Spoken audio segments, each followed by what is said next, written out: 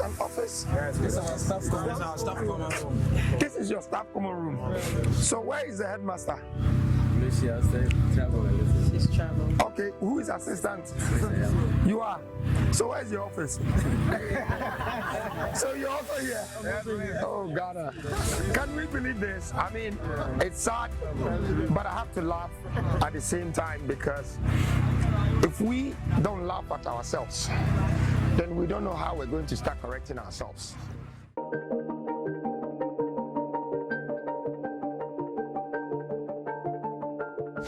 Hello, beloved. Welcome back to our YouTube channel. This is Matt from Matt Multimedia. Hello, family. Welcome back to our YouTube channel. This is Matt from Matt Multimedia. I saw children learning under a roof that could collapse any moment. I saw future being shaped in dust and despair. And I cried. Not just for them, but for all of us who voted, who've allowed this to happen, voting these old broken heads into government. Nana Kwame Bediako didn't just visit a school. He walked into a forgotten corner of our nation and reminded us that every child matters, no matter where they are. This is not just a story about a broken building. It is a story about a broken promise. In Dambai, our children, the future of Ghana, are learning in conditions that would shame our nation that calls itself free and proud. Children sit on bare floors or broken benches. Rainwater seeps through the roof during lessons.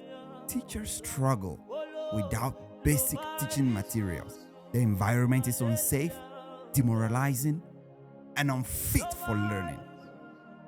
For years, governments, both the NDC and the MPP, have promised to end schools under trees. Yet, as of mid-2025, over 5,400 basic schools across the country still operate under trees in a makeshift structures. Civil society group says 3.5 billion Ghana cedis could have ended this crisis years ago if the Ghana Education Trust Fund had been used properly. Instead, budgets have been skewed towards tertiary institutions and administrations, leaving rural children behind. Even more painful is that politicians from Dambai itself have served in high positions. Yet, the children in their own hometowns still suffer these conditions. We cannot keep recycling these same leaders and expect different results. The NDC and the MPP have had decades to fix this, and they have failed. They remember you when they need your vote. After the elections, they serve themselves, not you. Nana Kwame Bediako's visit was not a campaign stunt. It's just a wake-up call. He wants to see the truth for himself, not to hide behind press releases. He wept because he cares, and because he knows that a nation that abandons its children has abandoned its future. Stop voting based on party colors. Vote based on vision, integrity, and results. Demand transparency in how education funds are spent. Hold leaders accountable, whether they are from your tribe, your religion, or your political party. Understand that loyalty to failed systems is loyalty to your own suffering. My people, the chains that bind us are not on our hands. They are in our minds. For too long, we have believed the lie that only NDC and MPP can lead us. But these two parties have led us into poverty, into neglect, and into graves dug by their broken promises. It is time to break free. From Dambai to every corner of Ghana, let us rise.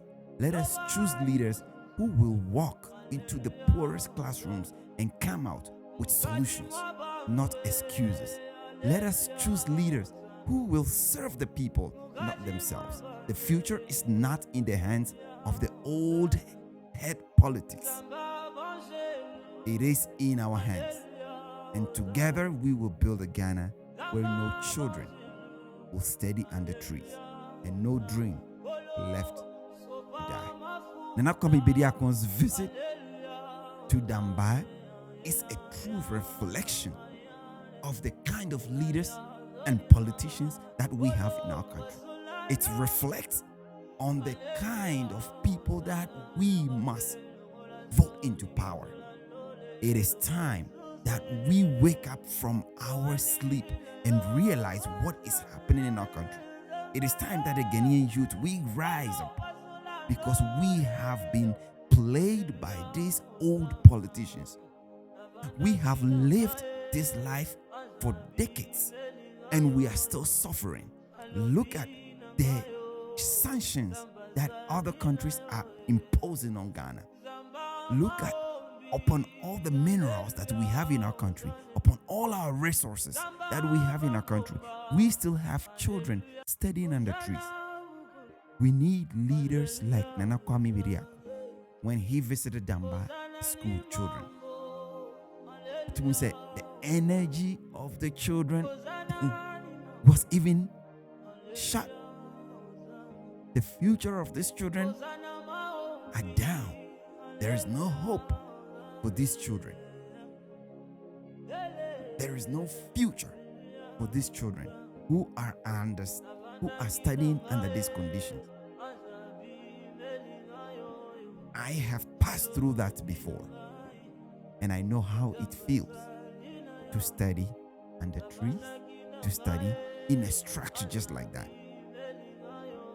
We have someone who is coming to fix this situation. What has passed is past. Let's focus on the future and let's give Nana Kwame Bediako our vote. Thank you very much. Peace out. Bye-bye.